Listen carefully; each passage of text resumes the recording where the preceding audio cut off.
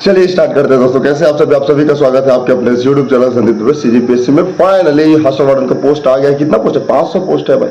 थोड़ी स्पीड बोल रहा हूँ, समझता हूँ। देखिए हाल ही में सीजीपीएससी का रिजल्ट आया, नहीं निकला। ओके, प्रीलिम्स का रिजल्ट आया, 2021 का मेंस का रिजल्ट आया, प्यून का रिजल्ट आया, निकला। वो सारी चीजें अपनी जगह। ठीक, सिर्फ निरीक्षक का पोस्ट आया। ठीक, तो उसका पूरा डिटेल में वीडियो बनाया था, लेकिन थोड़ा सा और डिटेल करेंगे, सिलेबस को लेकर बात करेंगे। लेकिन आज के इस वीडियो में, अभी की इस वीडियो में एक चीज जरूर देखेंगे कि छत्तीसगढ़ में छात्रावास अधीक्षक, जो लंबे समय से लोगों को इंतजार था ना कि छात्रावास अधीक्षक का पोस्ट कब आएगा, फाइनली आ गया है। स्क्रीन पर शो हो जाएगा। लगभग 500 पोस्ट है। लगभग ना, ये पोस्ट लगभग इसलिए बोल रहा हूँ क्योंकि मे भी इसका संख्या बढ़ सकता है, कम तो होगा नहीं, बढ़ सकता है। तो कुल मिला के अगर मैं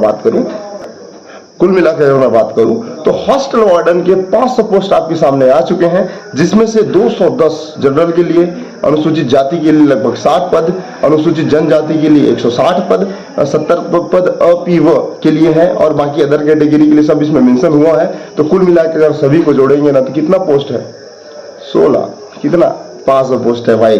तो 500 पोस्ट है, तो ये सारी चीजें हैं। अच्छा, इसका फॉर्म भरना स्टार्ट कब होगा? तो फॉर्म भरने की जो तिथि, प्रारंभिक तिथि है, वो 20 मई से प्रारंभ होगा, और आपको 20 से 18 दिन समय दिया जाएगा। मतलब 8 जून तक, मई जून जुलाई, हाँ 8 जून तक आपको ये मौका दिया जाएगा कि आप फॉर्म को भर सकते हैं। फीस कितना है?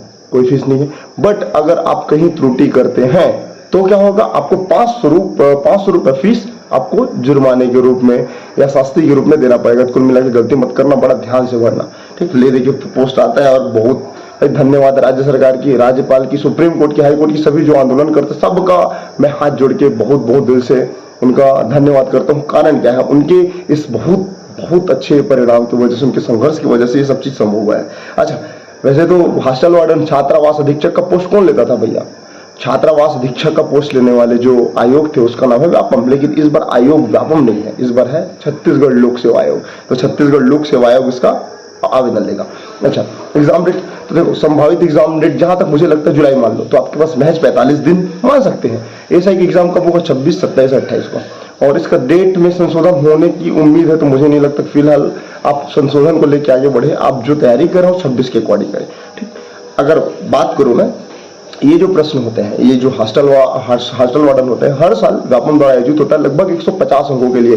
तो पीएससी भी इसको फॉलो कर रहा है, तो 150 अंकों के लिए एग्जाम होना है। ठीक, अच्छा, ये सारी चीजें हैं। और ये जो है ना तृतीय श्रेणी के कर्मचारी होंगे, और इसमें वेतन जो है ना मैट्रिक लेवल 6 के आधार पर मिलेगा। ये सारी चीजें इसमें मेंशन है। इसके लिए अनिवार्य योग्यता क्या है कि आप भैया 12वीं पास रहे, या फिर कंप्यूटर 12वीं या जो ग्रेजुएशन है उसमें आपको कंप्यूटर अनिवार्य है, कंप्यूटर की डिग्री आपके पास होनी चाहिए। ठीक, अच्छा, ये तो एक चीज है। आप 1 तारीख 2021 मतलब 1 जनवरी 2021 को आपकी जो अर्हता है, आपकी जो आयु है 21 से प्लस होना चाहिए, और 21 से 35 तक की आयु चलता है। ठीक, इसमें बहुत सारा चीज है, लेकिन मेन इसमें आते हम लोग सिलेबस में बात करते हैं। सिलेबस क्या है? देखिए, सबसे पहले अगर मैं इस परीक्षा की बात करूं तो एक चरण में होंगे। एक चरण कैसे? जिसमें 150 नंबर के प्रश्न रहेंगे, और 150 नंबर के प्रश्नों में 50 अंक गणित, 50 अंक कंप्यूटर का रहेगा, और कंप्यूटर के इस एग्जाम को आपको क्वालिफाई करना अनिवार्य है। लेकिन थोड़ा अपडेट करता हूं। देखो, जनरली पीएससी व्यापम आयोजित करता था तो क्या करते थे कि भैया आप जीएस में जितना नंबर ले आओ, क्योंकि व्यापम में कोई मिनिमम नंबर नहीं होता, जो टॉपर होता है वो डिसाइड करता है। लेकिन अगर पीएससी कोई एग्जाम कंडक्ट करवाए तो उसमें मिनिमम नंबर होता है। मिनिमम नंबर कितना? 2 सेक्शन में इसको डिवाइड कर दो, एक साथ होगा एग्जाम। पहला सेक्शन जीएस पकड़ लो, और दूसरा सेक्शन पकड़ लो किसका? दूसरा सेक्शन पकड़ लो आप कंप्यूटर का। तो दोनों में इंडिविजुअली 33% लाना अनिवार्य है।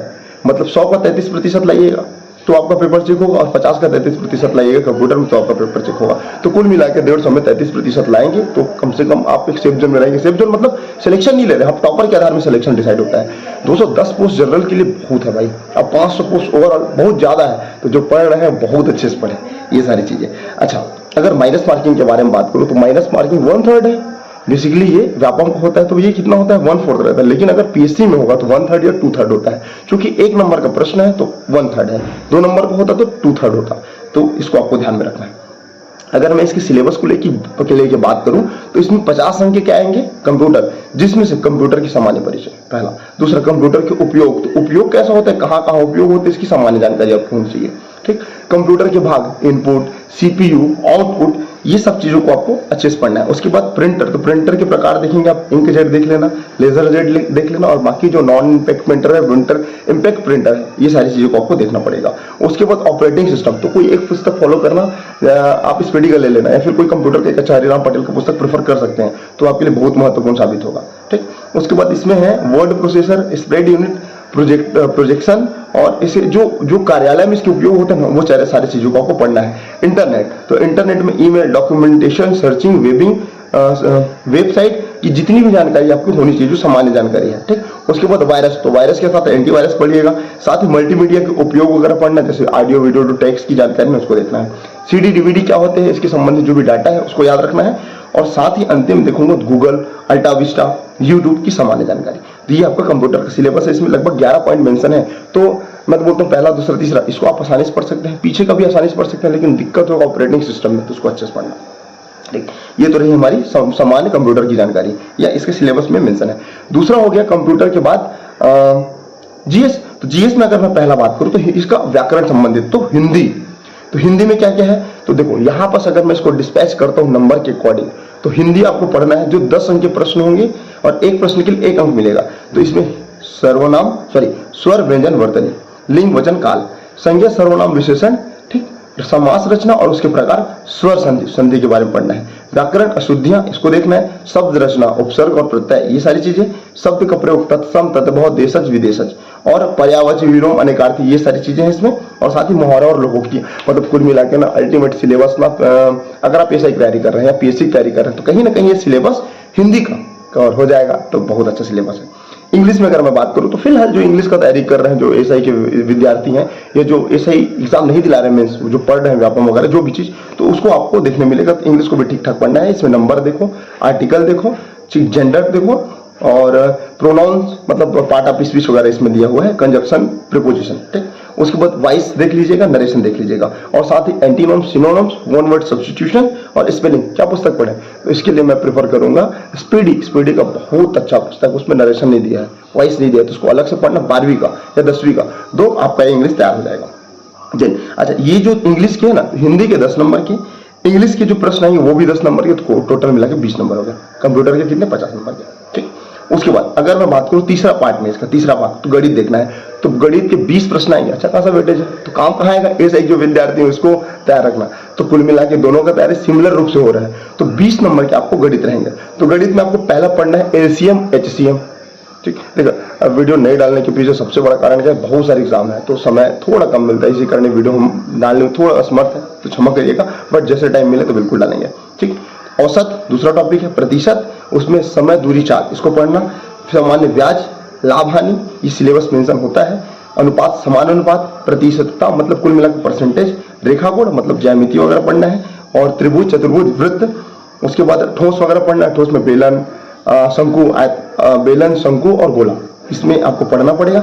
ये आपके गणित की सिलेबस है। तो गणित में कितने नंबर होंगे, 20 नंबर, तो ये मेन सिलेबस है। देन सामान्य परिचय, तो सामान्य परिचय में देखो बेसिकली अगर मैं बात करूं, छत्तीसगढ़ को पूरा पढ़ लो, कहाँ काम आएगा, ये काम आएगा आपके सीजीपीएससी में, सीजी व्यापम में और हॉस्टल वार्डन में।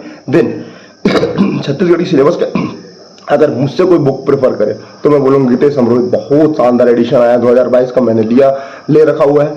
अच्छा पुस्तक है, 2 संस्करण में, 2 भाग में है, बहुत मोटा है, लेकिन भाई पढ़ने में बड़ा आनंद आता है। तो ये सारी चीजें।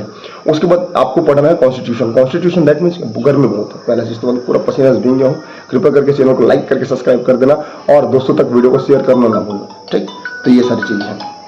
अच्छा, उसके बाद में क्या बोला, कॉन्स्टिट्यूशन, तो कॉन्स्टिट्यूशन में क्या है, भारतीय राजनीतिक व्यवस्था, संविधान के मुख्य जो संवैधानिक प्रावधान है, मौलिक कर्तव्य है, सूचना के अधिकार, आरटीआई 2005 को पढ़ लेना। ठीक, सांस्कृतिक, राष्ट्रीय व्यक्तित्व, लोकतंत्र, चुनाव, मतलब 326 वाला आर्टिकल जो आता है ना चुनाव आयोग के बारे में, तो उसको पढ़ना है। मुख्य संवैधानिक प्रावधान, तो आपको ये सारी चीजों को पढ़ना है। देन उसके बाद हिस्ट्री में चले जाओ, तो हिस्ट्री में आपको पढ़ना पड़ेगा भारतीय सभ्यता और संस्कृति, ऐतिहासिक घटनाएं, स्वतंत्रता का इतिहास 1957 से 47 तक, मतलब 1857 से 47 तक, मतलब कुल मिला के हिस्ट्री आपको ओवरऑल पढ़ना ही पड़ेगा, नो डाउट ना।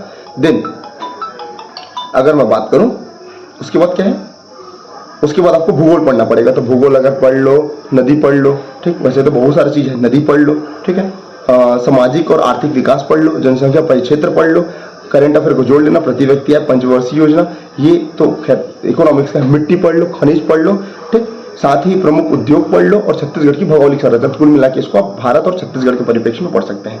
देन अर्थ, भारतीय अर्थव्यवस्था।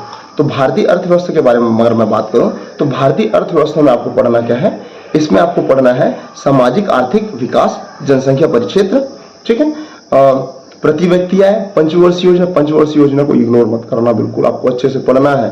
साथ ही बैंक प्रणाली मतलब आरबीआई वगैरह, repo rate, reverse repo rate, bank दर, सबको पढ़ना है। और आर्थिक सर्वेक्षण 2023 का, ठीक। सामान्य विज्ञान में जो विज्ञान के मूलभूत सिद्धांत हैं, जीवन की गुणवत्ता, ये सारी चीजें इसमें मेंशन है। तो कुल मिलाकर अगर मैं बात करूं जीएस का, ये सारी चीजों के साथ 15 प्रश्न के 15 अंक आएंगे, ठीक। तो गणित के 20 नंबर, जीएस के 15 नंबर, इंग्लिश के 10 नंबर और हिंदी के 10 नंबर।